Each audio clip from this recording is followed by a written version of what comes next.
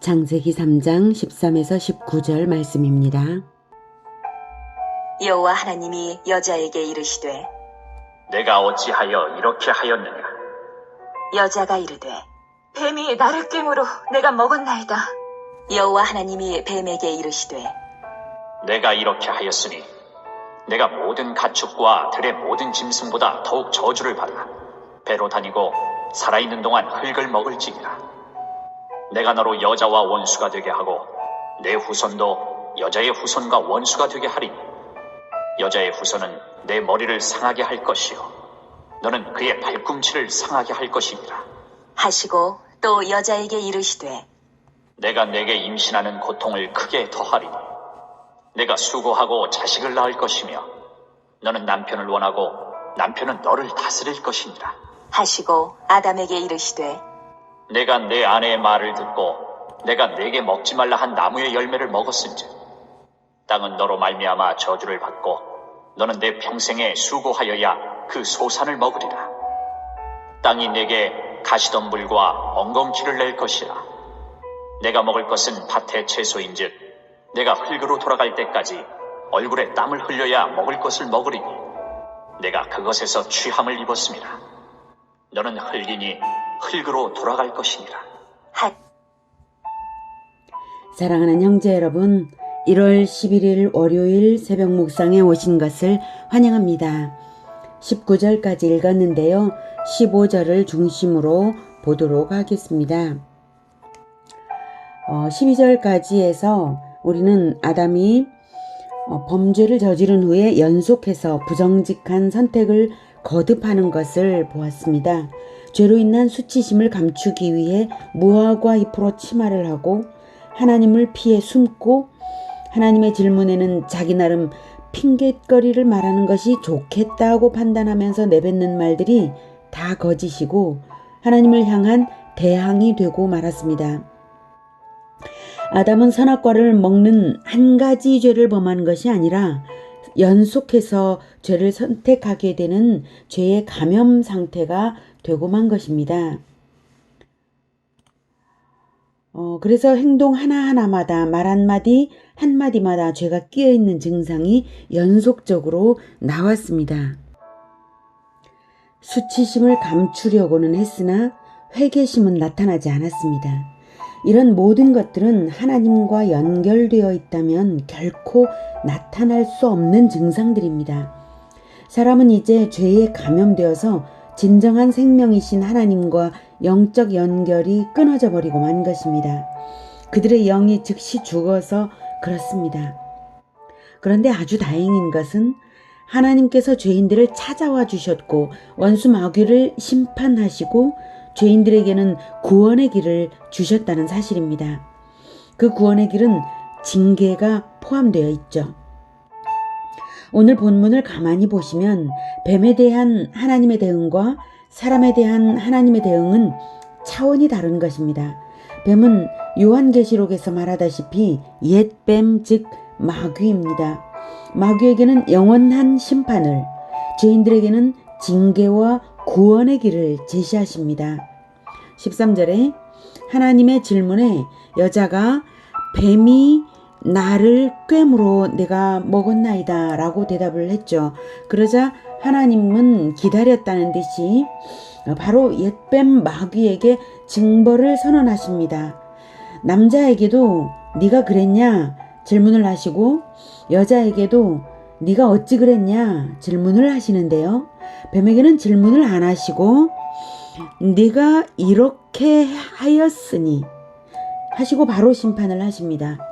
그런데 14절은 우리가 경험적으로 알고 있는 생물인 뱀의 상태이기 때문에 이해가 되는데요.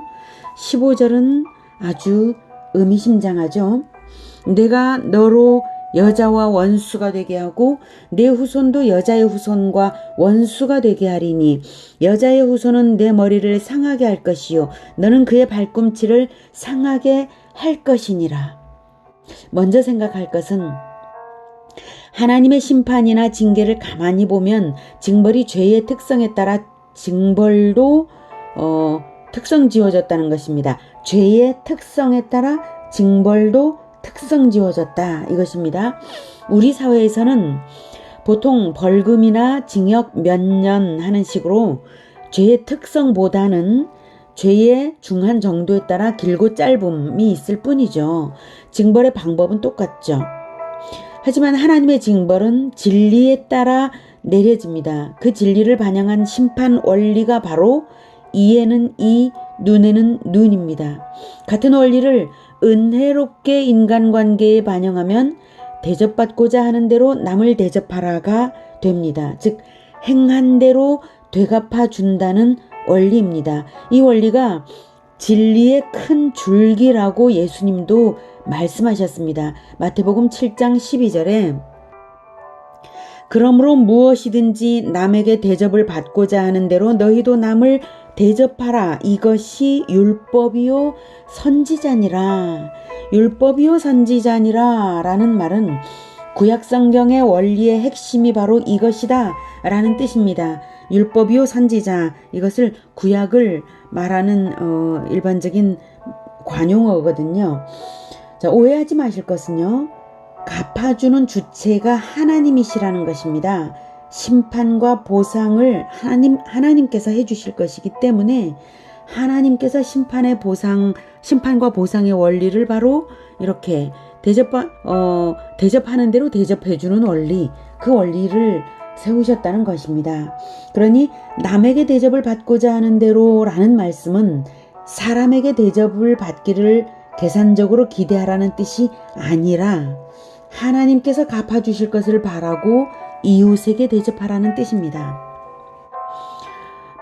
그러면 심판에 대해서도 똑같이 지금 보상의 원리가 그러한 것이니까요.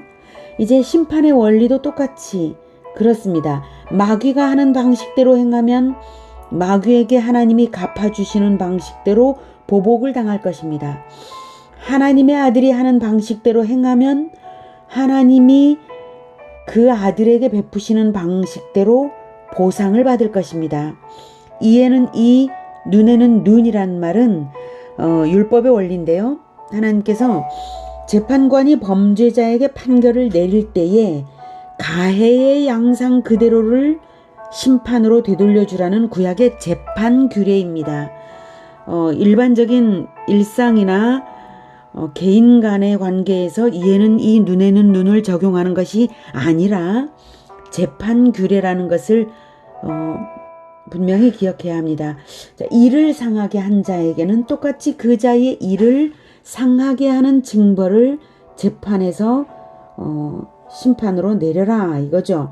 눈을 상하게 한 자에게는 똑같이 눈을 상하게 하라는 재판 규례입니다. 그럼으로써 사회의 경각심을 불러일으켜서 죄가 확산되지 않게 하기 위한 규정이면서 또한 공정성도 확보하는 것이었습니다. 아무튼 제가 이 말씀을 드리는 이유는 심판과 보상의 원리가 바로 행한 대로 되갚아주는 원리다라고 하는 이것을 말씀드리는 것입니다. 오해하지 말 것은 피해자가 자의적으로 적용하는 것은 아니라는 것을 거듭 말씀드립니다. 재판 과정에서 재판관이 적용할 규례인 것이지 개인적 보복을 그렇게 하라는 것이 아닙니다. 또 신약 이후 은혜 시대에는 율법을 뛰어넘는 사랑을 예수님이 가르치셨기 때문에 여러분은 잘 아실 수 있을 것입니다. 그것은 그렇고요. 행한 대로 되갚아주는 원리에 따라 하나님의 심판의 내용을 들여다보면 중요한 건 이거죠.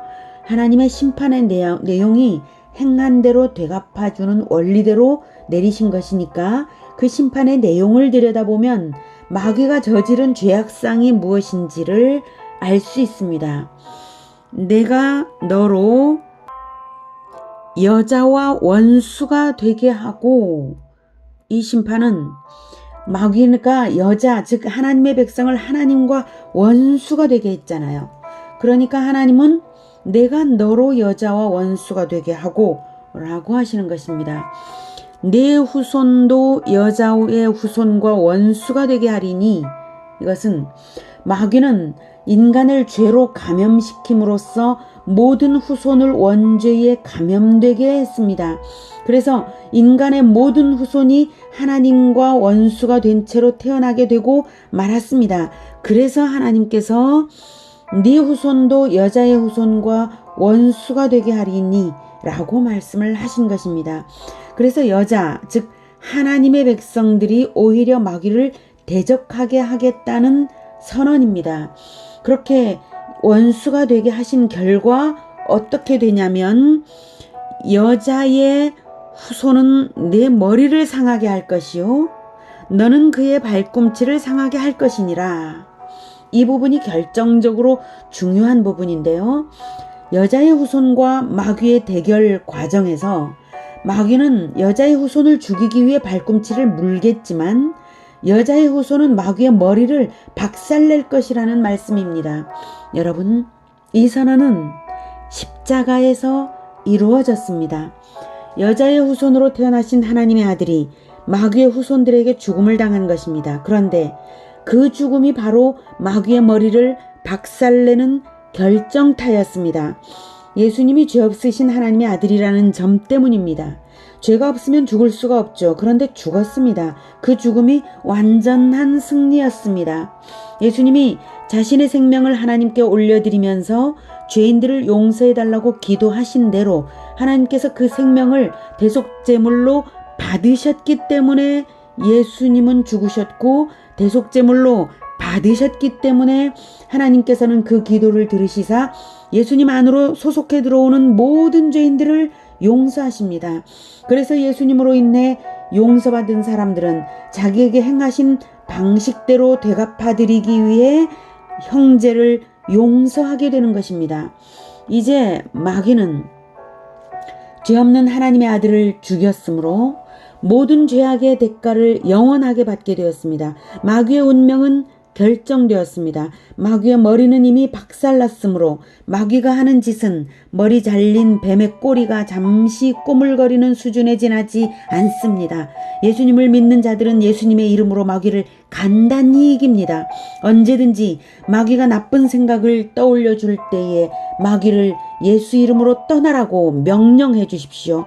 예수님의 제자들이 부르는 예수님의 이름 앞에서는 마귀가 꼼짝없이 도망칩니다.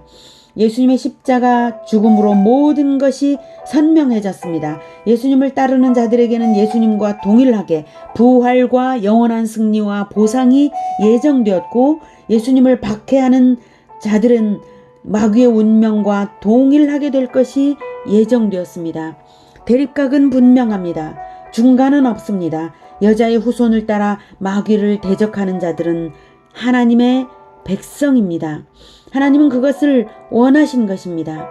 하나님은 15절에 내가 너로 여자와 원수가 되게 하고 내 후손도 여자의 후손과 원수가 되게 하리니 분명히 하나님의 백성들이 원수 마귀를 대적하고 하나님 편에 분명히 서는 것 바로 그것을 하나님이 원하셨습니다.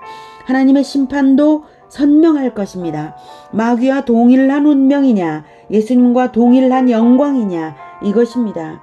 여자의 후손이 너의 머리를 상하게 할 것이다. 너의 머리를 밟을 것이다 라고 하나님의 마귀에게 선포하신 이 선언은 우리 죄인들에게는 구원을 주시는 놀라운 은혜의 말씀입니다. 하나님은 자기 아들을 우리 죄인들에게 주시기 위해 행한 대로 되갚아 주시는 원리대로 외아들을 제물로 바쳐드리는 제사를 먼저 받으셔야 했습니다. 그 제사가 바로 이삭을 올려드린 아브라함의 제사입니다.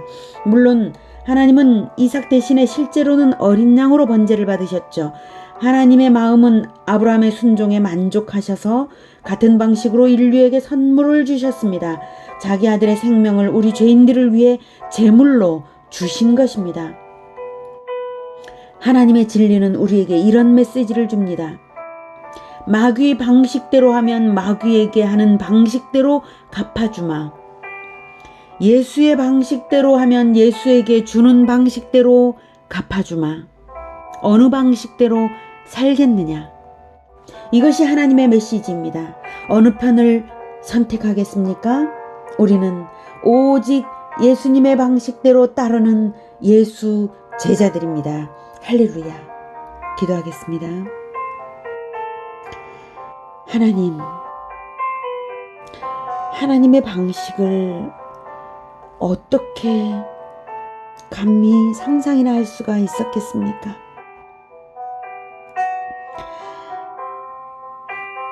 그러나 하나님의 방식은 너무나 선명하고 단순한 진리, 행한 대로 갚으시는 그 방법이었던 것을 생각할수록 참으로 놀랍습니다. 하나님은 진리대로 하시면서 놀랍게 은혜를 베풀어 주시는 은혜의 하나님이십니다. 하나님, 행한 대로 갚아주시는 하나님의 그 방식을 우리가 잊어버리지 않고 오직 예수 그리스도를 따르면서 예수님이 행하는 대로 우리가 따를 수 있게 주님 우리를 깨닫게 하여 주시옵소서. 하나님의 진리의 말씀을 늘 깨닫게 하여 주시옵소서. 우리가 예수 그리스도를 따르겠습니다.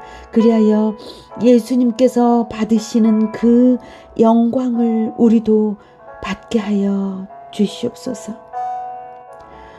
그리고 하나님의 진리의 말씀을 온전히 배우고 또한 가르쳐서 자손 대대로 제자 대대로 가르쳐서 승리자 편에 서서 마귀를 대적하여서 늘 승리하는 우리 모두가 되게 주님 도우시옵소서.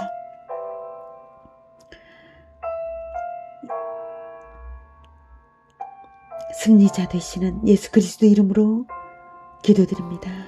아멘. 이어지는 시간은 개인 기도 시간입니다.